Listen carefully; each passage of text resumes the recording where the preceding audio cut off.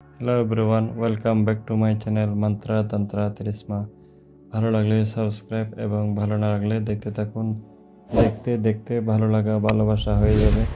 Viewers, আল্লাহ পাক রব্বুল আলামিন এই ভুবনের মধ্যে ৮০,০০০ জগৎ ১৮,০০০ মাখলুকাত সৃষ্টি করেছেন শুধুমাত্র মানব জাতিকে উপকৃত করার জন্য, মানব জাতিকে সুস্বাস্থ্য রাখার জন্য, মানব জাতিকে সন্তুষ্ট রাখার জন্য। তাই আমার এই বিক্রয় সাহায্যের দ্রব্যগুণ পরিচিতি টুনাবিদ্যা ভিডিওগুলোর মধ্যে এই বিষয়বস্তু এক এক গাছের লতা এবং এক এক গাছের পাতা, এক এক গাছের নির্যাস, এক এক গাছের গুণাগুণ সম্পর্কে আমি তুলে ধরি। তন্ত্রমন্ত্র বিধানে বা কবিরাজ বিধানের মধ্যে এই পাহাড়ের কিন্তু অন্যতম একটা ভূমিকা রয়েছে। তাই সেই জন্য আপনাদের জন্য এই ভিডিওগুলো আমি উপস্থাপনা করি। সবসময় প্রিয়জনের কাছে ভিডিওগুলো শেয়ার করবেন, এটুকু আশা রাখি। দর্শক, আমি এই ভিডিওগুলো উপস্থাপনা করার একটা মাত্র লক্ষ্য, একটা মাত্র উদ্দেশ্য আমার প্রিয় মানুষের হাতকে শক্তিশালী করা, প্রিয় মানুষের সকল কাজে জয় জোয়ার করা, প্রিয় মানুষের সকল কাজে যে কোনো বাধা প্রদান থেকে একটু পরিত্রাণ দেওয়া। দর্শক, দেখতেছেন এই গাছের নাম আছে দানকুনি গাছ। যে কোনো তন্ত্রমন্ত্র কাজের মধ্যে কাজকে স্থায়িত্ব রাখতে এই গাছের শিকড় বিশাল ভূমিকা রাখে।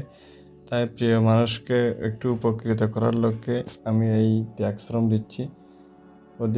অধিক মানুষের কাছে শেয়ার করে আমার এই ত্যাগ শ্রমকে সার্থক করে তুলবেন এবং একটা লাইক দিয়ে আমাকে অতি উৎসাহ যোগাবেন। ভিউয়ার্স, বলছিলাম যে কোনো কাজকে আপনি প্রতিদ্বন্দ্বিতা শিকার হচ্ছেন সেই ধরনের বিষয়বস্তু হলে এই গাছের শিকড় বিশাল ভূমিকা রাখে বিশাল কিছু নক্ষত্রে।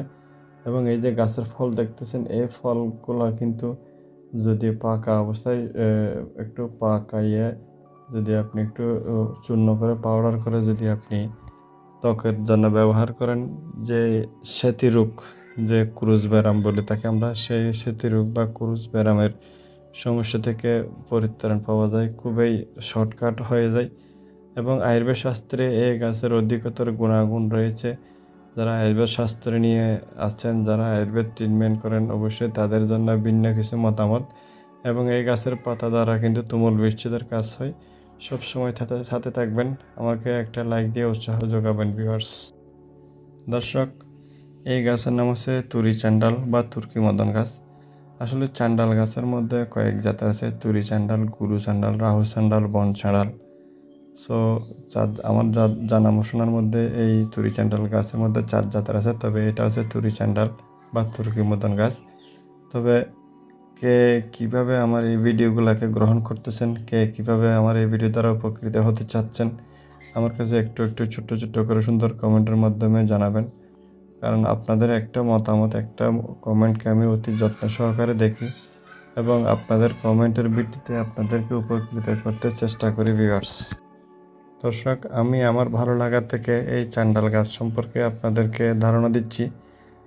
কারণ আমি এই বিধিবিধানের মধ্যে, এই তন্ত্রমন্ত্র বিধানের মধ্যে কতটুকু কাকে উপকৃত করতে পারলাম আমি নিজে বুঝতেছি না। তবে সৃষ্টির কল্যাণ করাই মহৎ কাজ, সেই বিষয়ে আঞ্জাম দিচ্ছি। বলতেছিলাম, এই তুরি চান্ডাল গাছটা কিন্তু এত সহজ জিনিস নয়। এই ছুরি চান্ডাল গাছ যে কোনো রাজমোহিনী কাজ এবং শত্রু দমন, বান বিচ্ছেদ, প্রতিটা কাজে আলাদা আলাদা ভূমিকা রাখে। এবং চান্ডাল গাছ যে 4 প্রকার আছে, এক এক জাতের কাজের এক এক প্রজাতি এক এক কাজের জন্য বিশাল বিশাল ভূমিকা রাখে। তবে কে কতটুকু চিনেন এবং কে কতটুকু চিনতে আগ্রহী, জানতে আগ্রহী, অতি প্রিয় ব্যক্তি হিসেবে আমার কাছে ছোট্ট ছোট্ট করে কমেন্ট করবেন। শুধুমাত্র এই তুরি চান্ডাল গাছ দ্বারা 2টা বিষয় উল্লেখ করবো। একটা হচ্ছে কি, এই তুরি চান্ডাল পাতার মধ্যে যদি অধিকতর ভালোবাসার অভাব হয়, যে কোনো সংসারে যদি মনোমালিন্য হয়, উভয় ব্যক্তির নাম লিখে যদি আপনি ভিজিয়ে পানি পান করান, তাহলে অবশ্যই অবশ্যই একটা সুফল আসে। এবং শিকড় দ্বারা কিন্তু তুমুল রাজমোহিনী, তুমুল বশ মানায়। এবং তুমুলভাবে যদি আপনি প্রতিযোগিতামূলক হচ্ছেন, অর্থাৎ সাংসারিক ক্ষেত্রে যদি মনোমালিন্য হয়ে থাকে, খুবই সফলতা আসে এই গাছ দ্বারা। ধীরে ধীরে সাথে থাকবেন, বুঝে যাবেন আমার প্রতিটা আমল, প্রতিটা তন্ত্র, প্রতিটা বিষয়বস্তুর কি কি উপকার। দর্শক, আপনি কবিরাজি করেন, কিন্তু এই লঙ্কা পোড়া গাছ যদি না চিনেন, আপনার কবিরাজি করার চেয়ে না করাটাই ব্যর্থ। কারণ এই লঙ্কা পোড়া গাছটা কিন্তু একটা অধিকতর, যেমন ধরেন আমরা সচরাচর বলি শ্বেতলজ্জাপতি, সেম আকারে বলতে গেলে যে কোনো খারাপ বিদ্যার জন্য এই লঙ্কা পোড়া গাছটি খুবই ভূমিকা রাখে। এই লঙ্কা পোড়া গাছের সাথে দেখছেন আপনি যে দেখছি নিমকিলতা পেঁচানো আছে, এটা কিন্তু বিশাল বিশাল একটা রোগের অনুমান।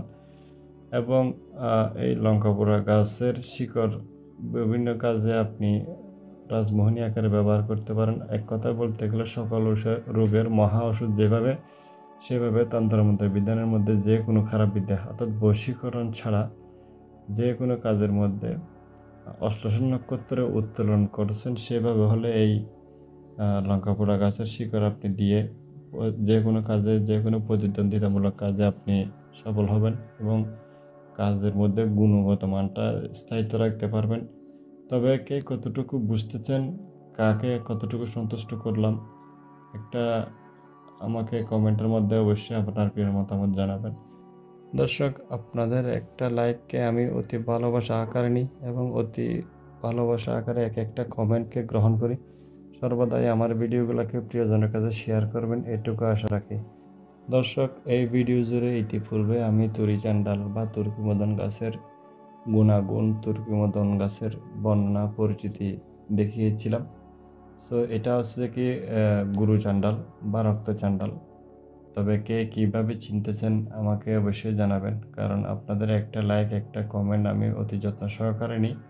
বলতেছিলাম এই গুরু চান্ডাল গাছ কিন্তু ভালো এবং মন্দ উভয় প্রকৃতি করা যায়।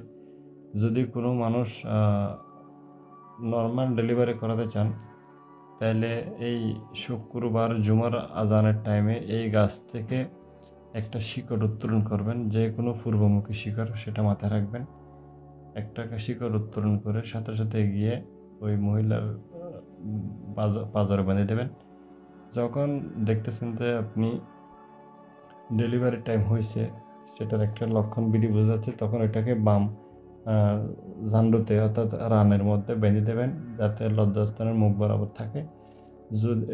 মূলত এই গাছের শিকড়টা এতটুকু পাওয়ারফুল শিকড়, সেটা কাজে না করলে আপনি বুঝবেন না। তো বলতেছিলাম, যদি দেখতেছেন যে সন্তান প্রসব হয়েছে, সাথে সাথে এই শিকড়টা তুলে যে কোনো ফলন্ত গাছ ফল ধরতেছে না সে ধরনের গাছে বেঁধে দেন, তাও ফল ধরবে। তো আমার ভালোবাসার মানুষকে উপকৃত করার জন্য অতি ভালোবাসার এই চ্যানেলে আমি একটা গুরুত্বপূর্ণ টোটকাও দিয়ে দিলাম।